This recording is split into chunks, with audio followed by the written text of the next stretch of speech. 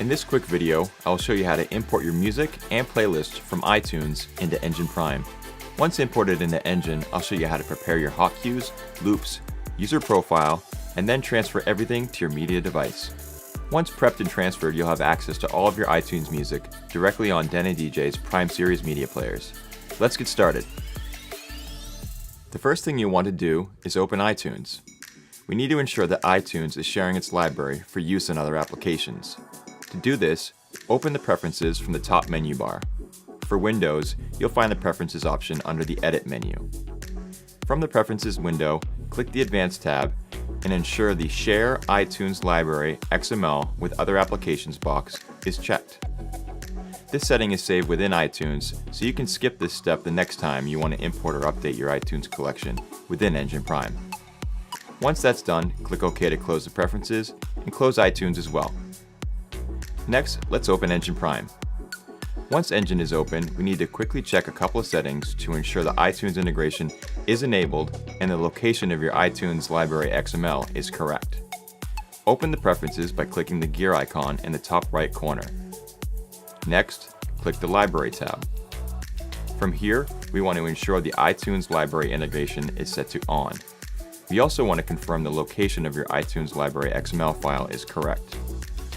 In most cases, the default will be correct, but if your iTunes is stored in a different location, such as an external hard drive, you want to choose that location here. Again, once these settings have been established, you can skip this step the next time you open Engine Prime. Once confirmed, we can close the Preferences menu by clicking anywhere outside the window. From the Library Collection area, click the iTunes icon. This is where you'll see all of your iTunes music and playlist once they've been imported. To import or update this library, click the words Update iTunes Library from the bottom. Depending on the size of your collection, this process will vary from a few seconds to a few minutes. You can always pop open the job monitor from the right corner to see the status. The job monitor is where you'll find progress on third-party library updates, playlist imports, file transfers, and more. Once completed, you'll have access to all of your music, artwork, and structured playlists. Be sure to update the iTunes library within Engine Prime anytime you add new music or make changes to your iTunes library. Now that we see our iTunes playlists, let's convert them into Engine Prime crates or playlist format. To do this, you can click and drag a playlist into the crate or playlist area. You can also right-click and choose Import as Playlist or Import as Crate.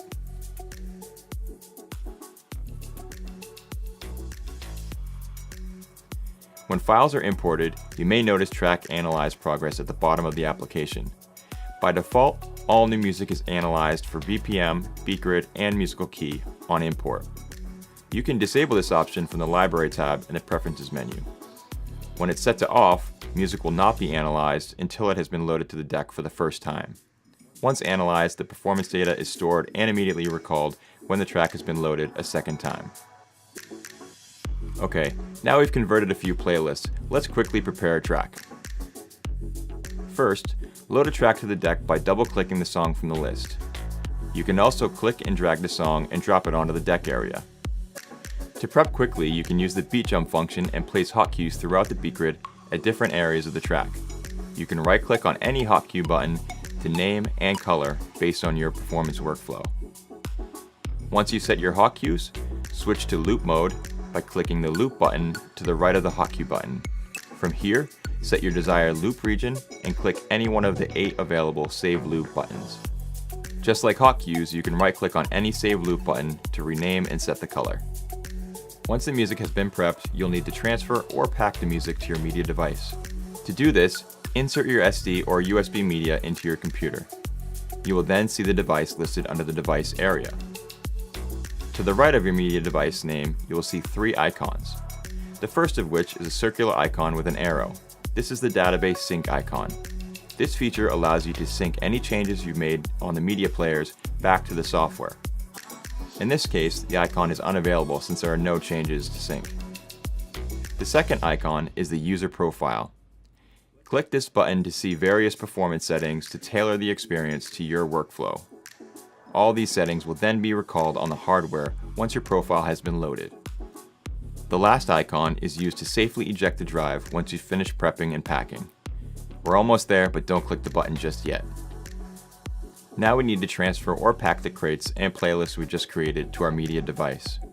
To do this, click the desired crate or playlist from the collection window and drag it to the device area.